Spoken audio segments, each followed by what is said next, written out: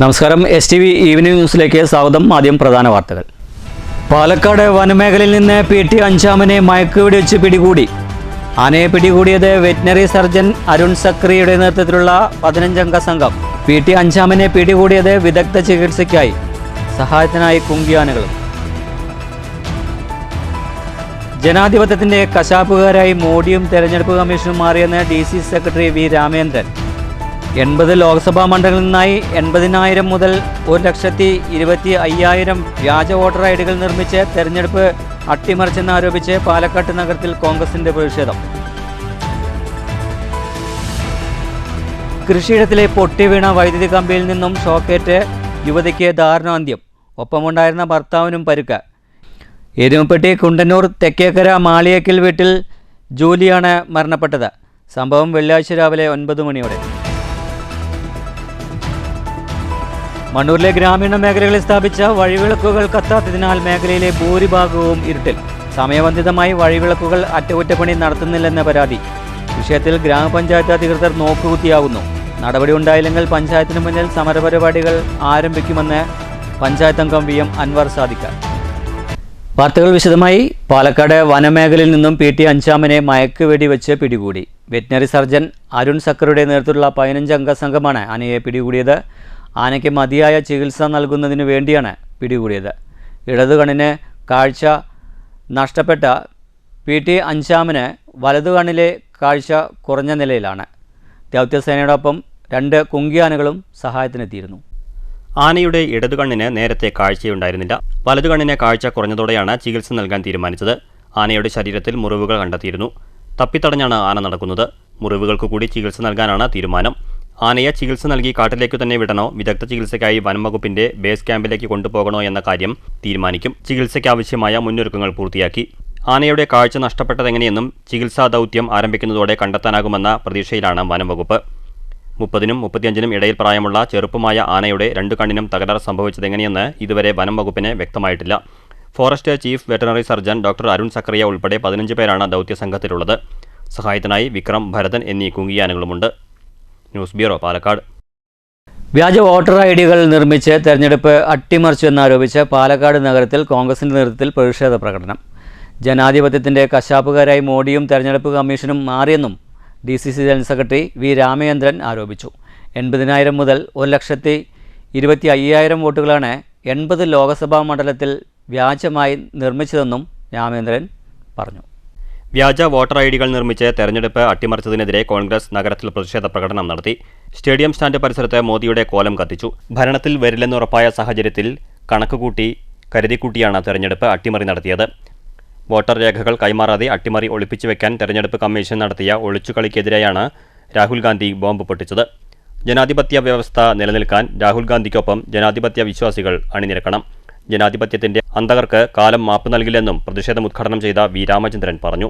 Government of the people, government by the people, government for the people എന്നാണെങ്കിൽ നരേന്ദ്രമോദി അതിനൊരു മാറ്റം വരുത്തിയിരിക്കുന്നു. Government not by the people, not for the people, not for the government എന്ന് പറയുന്ന അവസ്ഥയിലേക്ക് ഈ രാജ്യത്തെ എത്തിച്ചിരിക്കുന്നു. ഈ രാജ്യം എവിടേക്ക് പോകുന്നു? ഇന്ത്യയിൽ ഒരു കാലത്തും നടക്കാത്ത പോലെ 76-77 വർഷങ്ങൾക്ക് ശേഷം ഒരിക്കലും സംഭവിക്കാത്ത അട്ടിമറിയാണ് കഴിഞ്ഞ ലോക്സഭാ തിരഞ്ഞെടുപ്പിൽ നടന്നു. ബ്ലോക്ക് പ്രസിഡന്റ് CV സതീഷ് അധ്യക്ഷത വഹിച്ചു. K ദേവദാസ്, സുധാകരൻ പ്ലാക്കാട്ട്, കിദർ മുഹമ്മദ്, ഹരിദാസ് മച്ചിങ്ങൽ, അനുപമ പ്രശോഭ്, സുഭാഷ് യാക്കര തുടങ്ങിയവർ നേതൃത്വം നൽകി. News bureau, Palakkad.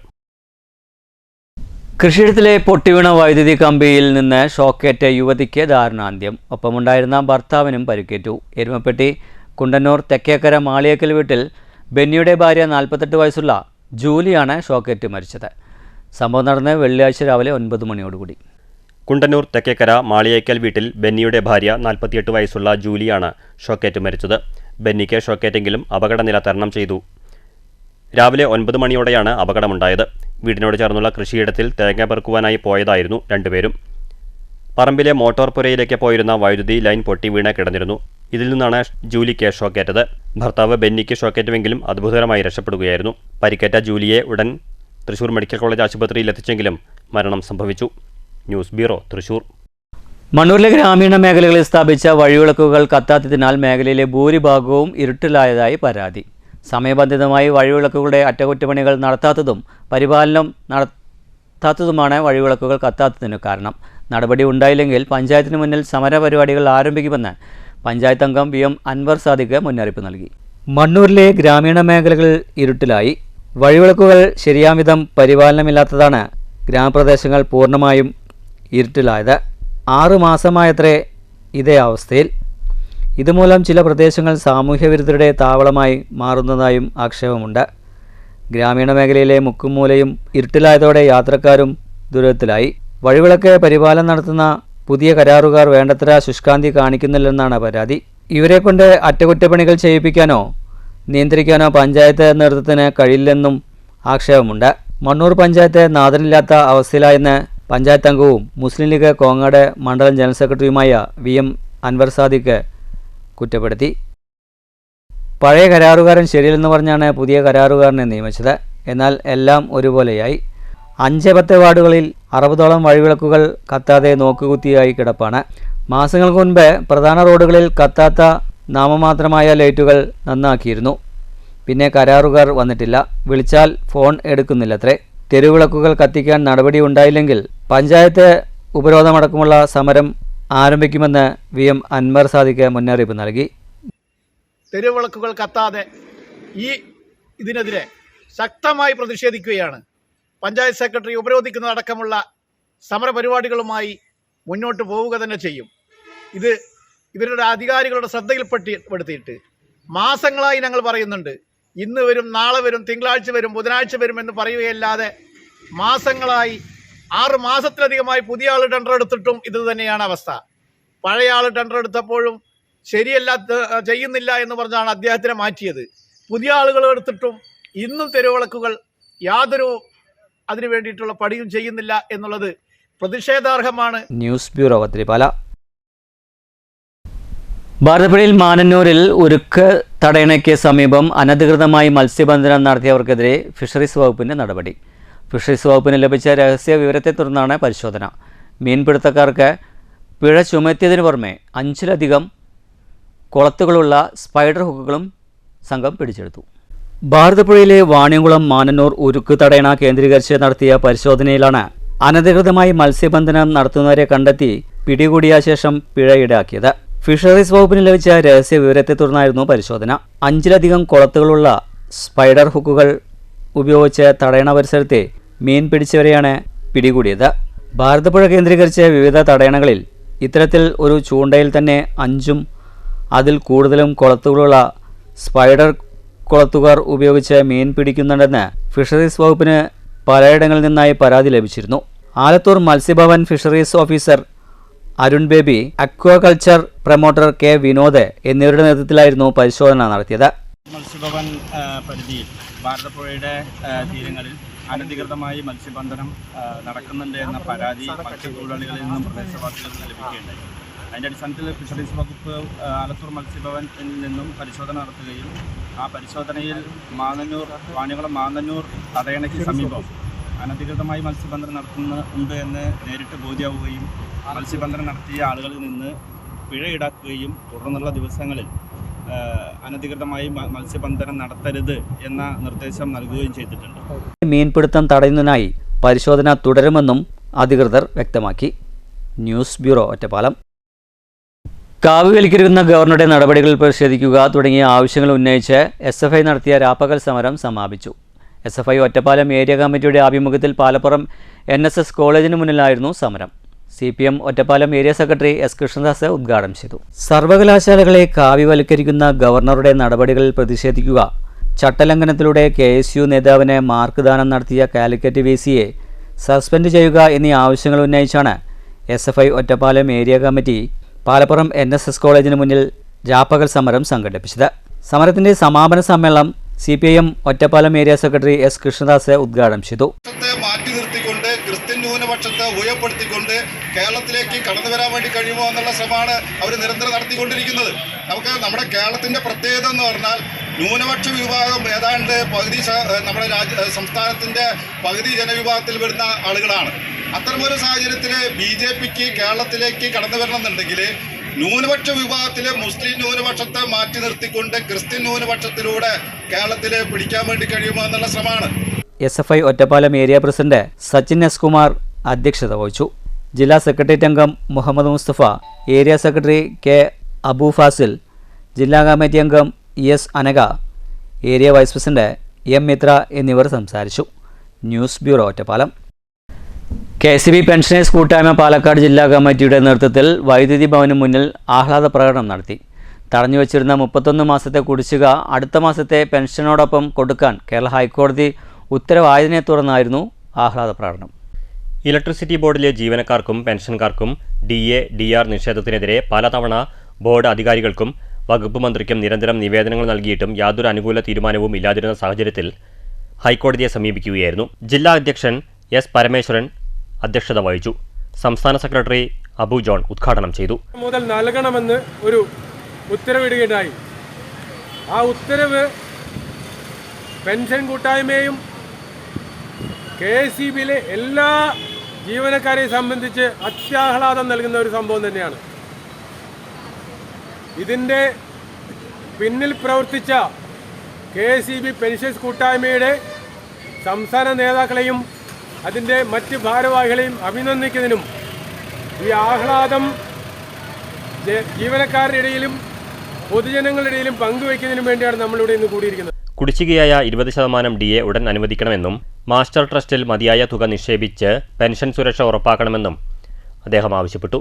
ജില്ലാ ട്രഷറർ R കൃഷ്ണകുമാർ സ്വാഗതം പറഞ്ഞ ചടങ്ങിൽ U കൈലാസ് മണി, K Shanmughan, CM Abdul Samad, R Swaminathan, K ഈശ്വരൻ, C ചന്ദ്രൻ, MK ഗിരീഷ്, KV സുരേഷ് കുമാർ തുടങ്ങിയവർ സംസാരിച്ചു. A ഷൺമുഖൻ നന്ദി പറഞ്ഞു. News bureau Palakkad.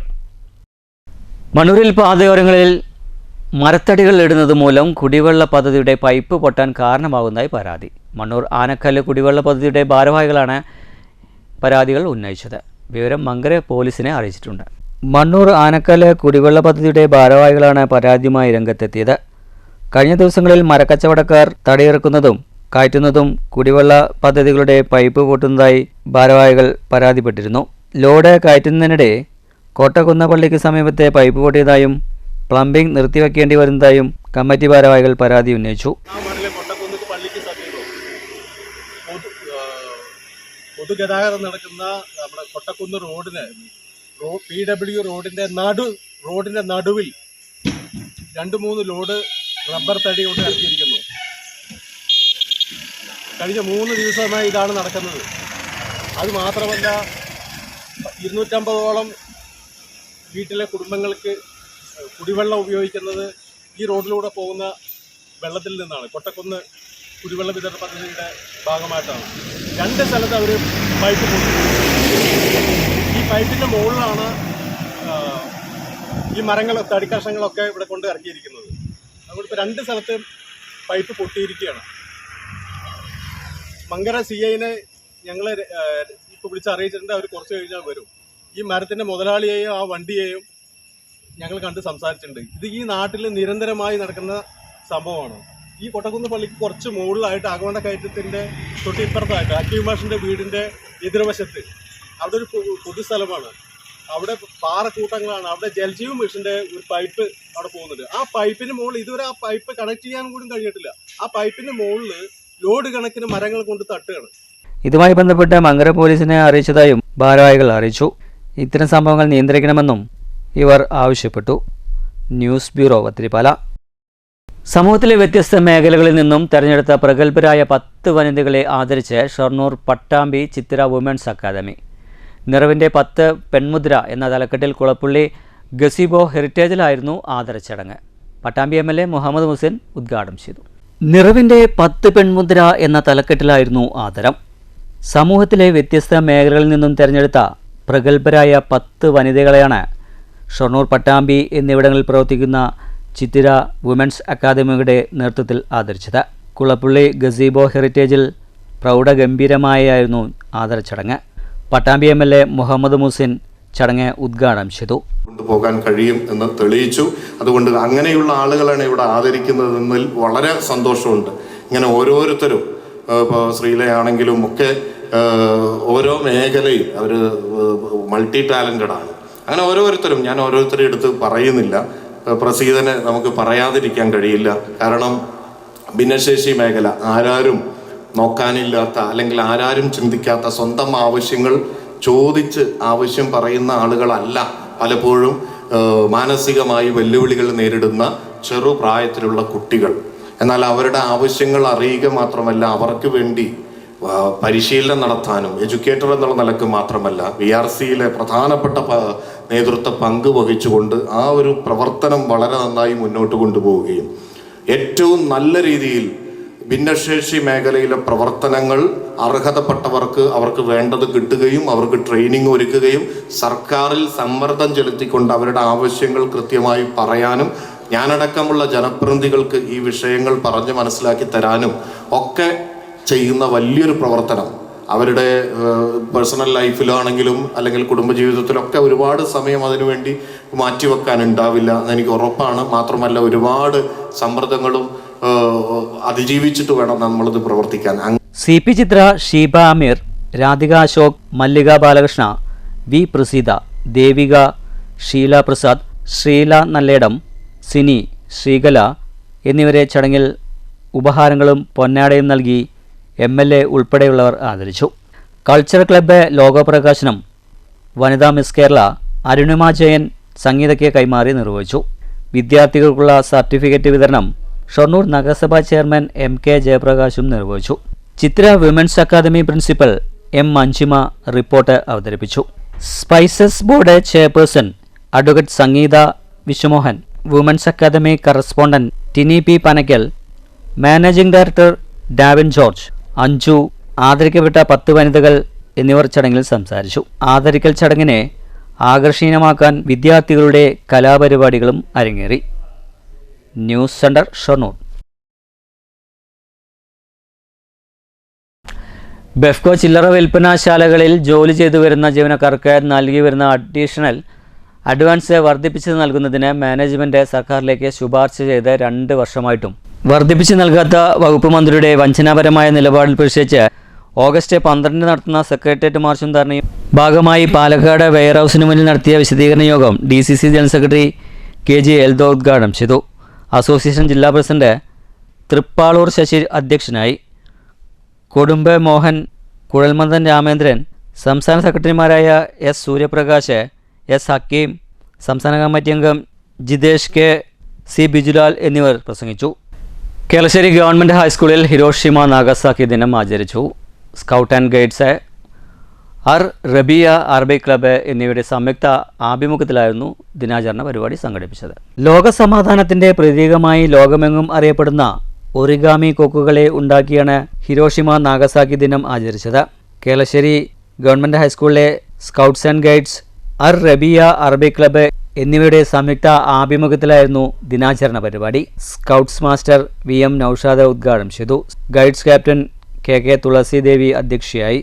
അധ്യാപകരായ AT Hariprasad, K Sajin, Arabic captain KB Ayisha Shabnam, scouts leader KM Abhijith, Sreebhadra K Unni, R Akhil എന്നിവർ സംസാരിച്ചു. News bureau, Pathirippala. പ്രധാന വാർത്തകൾ ഒരിക്കൽ കൂടി. പാലക്കാട് വനമേഖലയിൽ നിന്ന് PT അഞ്ചാമനെ മയക്കുവെടി വെച്ച് പിടികൂടി. ആനയെ പിടികൂടിയത് വെറ്റിനറി സർജൻ അരുൺ സക്രിയുടെ നേതൃത്വത്തിലുള്ള 15-അംഗ സംഘം. PT അഞ്ചാമനെ പിടികൂടിയത് വിദഗ്ധ ചികിത്സയ്ക്കായി. സഹായത്തിനായി കുങ്കിയാനകളും. ജനാധിപത്യത്തിന്റെ കശാപ്പുകാരായി മോഡിയും തെരഞ്ഞെടുപ്പ് കമ്മീഷനും മാറിയെന്ന് DC secretary V Ramendran. 80 Lok Sabha മണ്ഡലങ്ങളിൽ നിന്നായി 80,000 മുതൽ 1,25,000 വ്യാജ വോട്ടർ ഐഡികൾ നിർമ്മിച്ച് തെരഞ്ഞെടുപ്പ് അട്ടിമറിച്ചെന്നാരോപിച്ച് പാലക്കാട് നഗരത്തിൽ കോൺഗ്രസിന്റെ പ്രതിഷേധം. കൃഷിയിടത്തിലെ പൊട്ടിവീണ വൈദ്യുതി കമ്പിയിൽ നിന്നും ഷോക്കേറ്റ് യുവതിക്ക് ദാരുണാന്ത്യം. ഒപ്പമുണ്ടായിരുന്ന ഭർത്താവിനും പരുക്ക്. എരുമപ്പെട്ടി കുണ്ടന്നൂർ തെക്കേക്കര മാളിയേക്കൽ വീട്ടിൽ ജൂലിയാണ് മരണപ്പെട്ടത്. സംഭവം വെള്ളിയാഴ്ച രാവിലെ 9 മണിയോടെ. മണ്ണൂരിലെ ഗ്രാമീണ മേഖലകളിൽ സ്ഥാപിച്ച വഴിവിളക്കുകൾ കത്താത്തതിനാൽ മേഖലയിലെ ഭൂരിഭാഗവും ഇരുട്ടിൽ. സമയബന്ധിതമായി വഴിവിളക്കുകൾ അറ്റകുറ്റപ്പണി നടത്തുന്നില്ലെന്ന പരാതി. വിഷയത്തിൽ ഗ്രാമപഞ്ചായത്ത് അധികൃതർ നോക്കുകുത്തിയാകുന്നു. നടപടി ഉണ്ടായില്ലെങ്കിൽ പഞ്ചായത്തിന് മുന്നിൽ സമരപരിപാടികൾ ആരംഭിക്കുമെന്ന് പഞ്ചായത്ത് അംഗം VM അൻവർ സാദിഖ്. ഇതോടുകൂടി ഈ വാർത്താ ബുള്ളറ്റിൻ സമാപിക്കുന്നു. നന്ദി, നമസ്കാരം.